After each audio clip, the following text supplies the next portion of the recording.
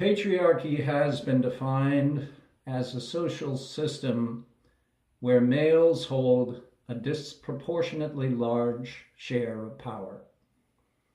In the United States, there has been a consistent increase in the number of mass shootings uniformly committed by socially isolated white males, who are the very beneficiaries of patriarchal power. Yet what it means to be male in patriarchal terms has clearly become damaged, with such damage initiated by fathers against sons and sustained by other members of the patriarchal family system. According to the American Society for the Positive Care of Children,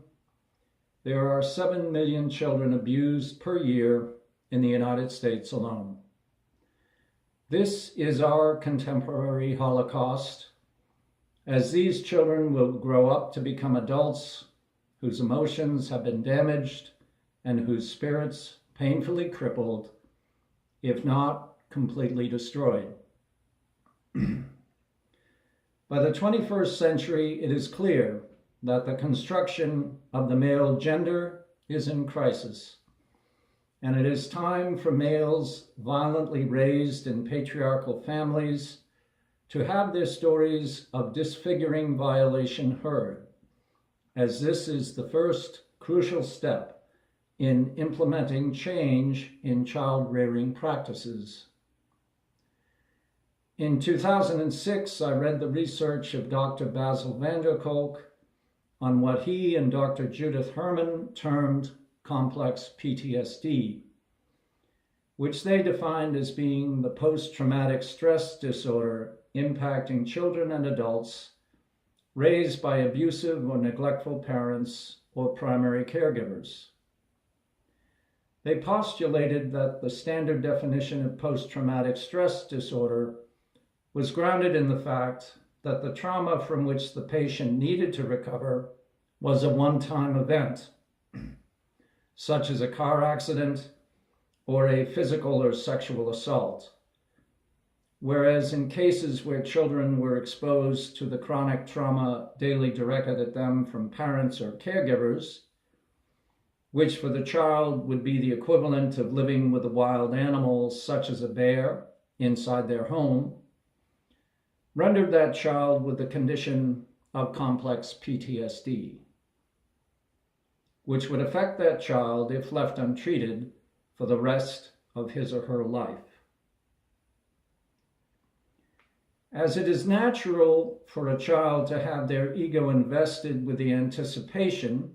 of having their love reflected back at them by their caregivers, when this ego wish and attachment need are not met, and instead are responded to by violence of emotion or behavior by the parents, the child will repeatedly express their natural desire to be loved, and the abusing parent will respond to the child's attachment need with hostility, violence, or neglect. Once this parental response to the child is repeated and established, due to his normative attachment needs, the child will persist in seeking the love he only wishes to express and have reflected back. Yet because of the parent's childhood experiences of having been abused or neglected by their own parents, they will unconsciously respond to their child with aggression or neglect, the last thing any vulnerable and developing life form needs. It is beyond irony that adult caregivers, particularly the biological parents of a child, would respond this way. But if that is how they themselves were parented, and they have sought no therapeutic intervention to address their own childhood experiences of abuse, then they will transmit such violence to their own children, and the transgenerational violence will be extended into the future. Accordingly, I wrote my memoir of family trauma to express my experiences of the domestic violence, to alert others of the horrific fallout of parental abuse,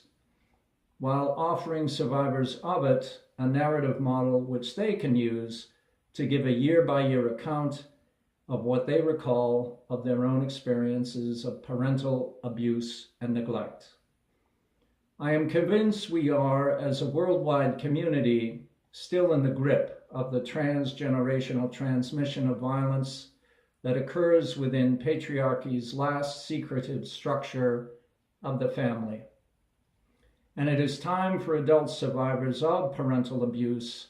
to have a public forum to express the details of their experiences so that the pandemic of children being abused by their parents or caregivers can be moved into the light of shared human consciousness and brought to an end. A portion of this work is now being reflected therapeutically in trauma-informed practices, where the question pertaining to a person's maladaptive behavior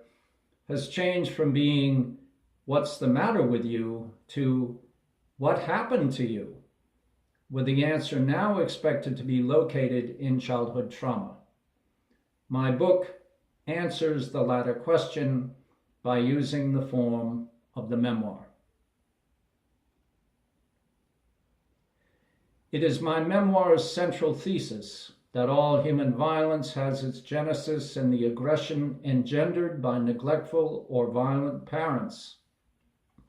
and the prospect of world peace cannot be seriously discussed until the place where human behavior is born, in the space between parent and child,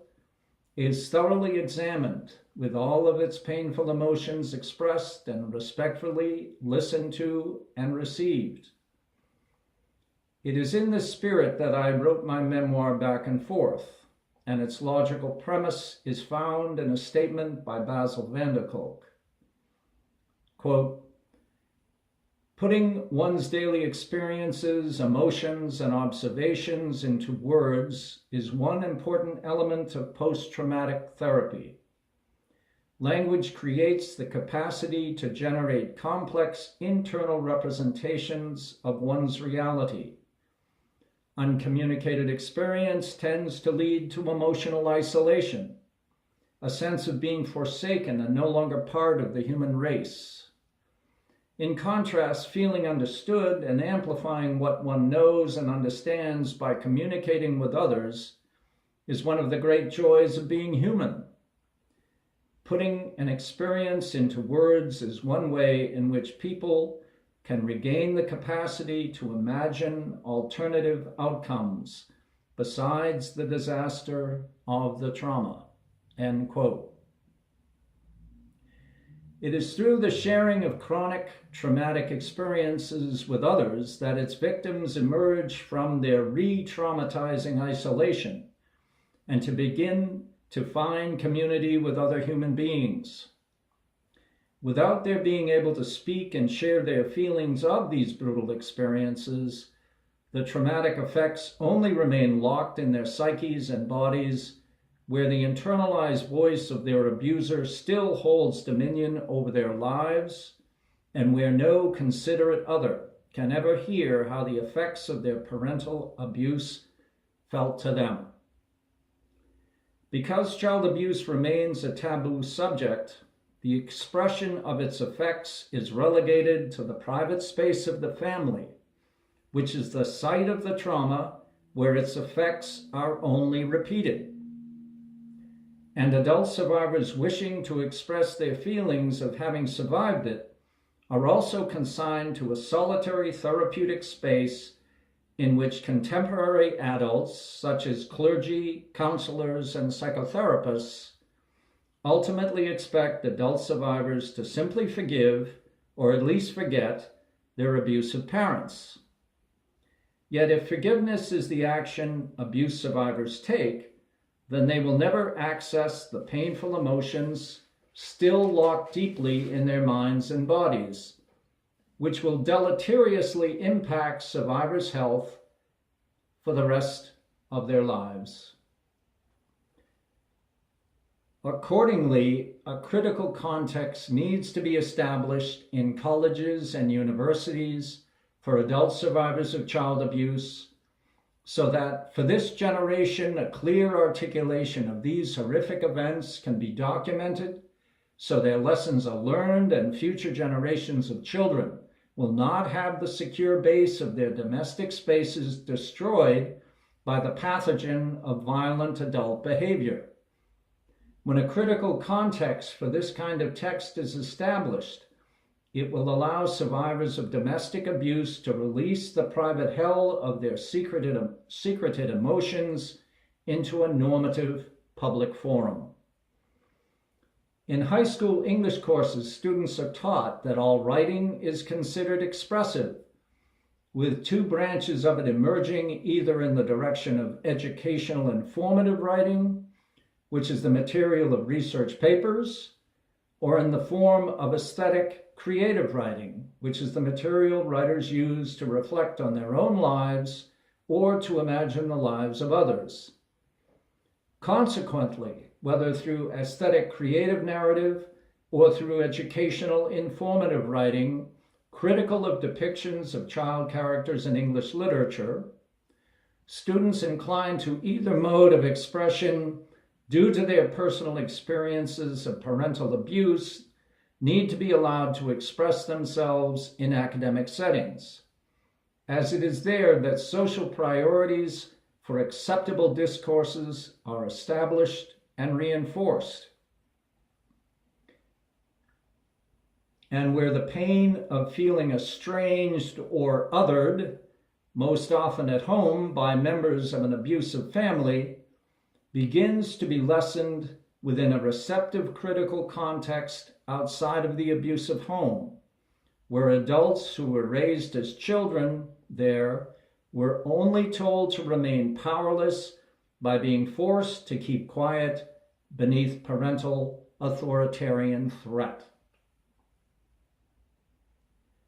As is true with women drawn to the feminist discourse, people of color drawn to the post-colonial discourse, and gays and lesbians drawn to the queer theory discourse,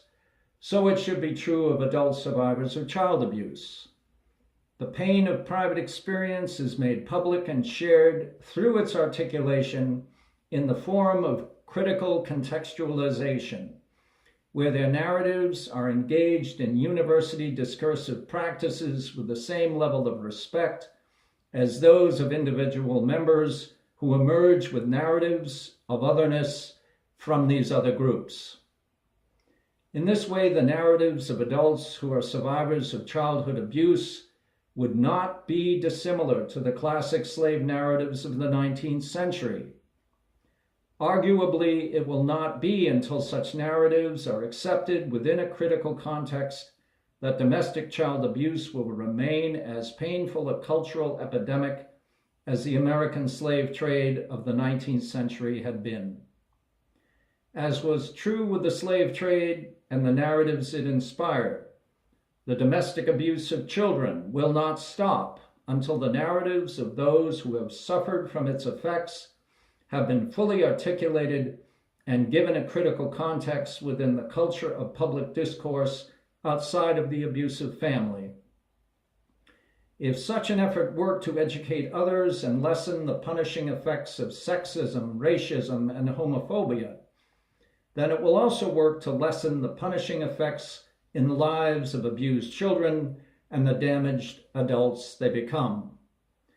According to Dr. Vincent J. Felitti, adults seeking medical help who knew adverse childhood experiences in their families of origin have a far higher rate of physical health maladies than those who did not, which, with the rocketing rates of healthcare costs, is at least one practical reason to encounter the issue of child abuse and neglect head on. I refer to my book as a structuralist memoir because most of the theories upon which it is based are those of the foundational thinker of the 20th century, Sigmund Freud. In literature and philosophy, there has emerged in continental thought a distinction labeled structuralism and post-structuralism, with the former being linked to developments in linguistics and the latter to developments in philosophy. Freud gave language to the intangible by naming the parts of the human psyche with which we are all now familiar: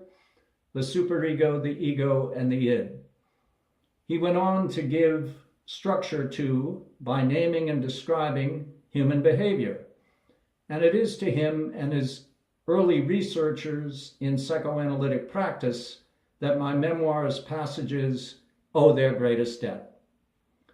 Yet it is to the post-structuralist ideas of Michel Foucault, as conceived of for application to the psychotherapeutic realm by Michael White and David Epstein, that I owe my ability to use their practice of narrative therapy, which I document extensively in the latter portions of the book, to use their phrase of externalizing the problem, of the emotional flashbacks of my parents' abuse that still haunt my dreams, yet are lessened in my waking life by my using their central ideas to forge a healthy community of concern that supports my recovery and growth out of the traumatic images that I now, with practice, no longer link to those episodes of parental rage. Back and Forth was written for two purposes: to work in the tradition of Frederick Douglass's slave narrative by using psychological thought in place of Douglass's Christian thought as the fulcrum upon which I leverage my plank of experience to lift up and throw away the burden of patriarchy's secrets that so toxified and dominated my childhood home, to create a year-by-year chronicle of patriarchal abuse,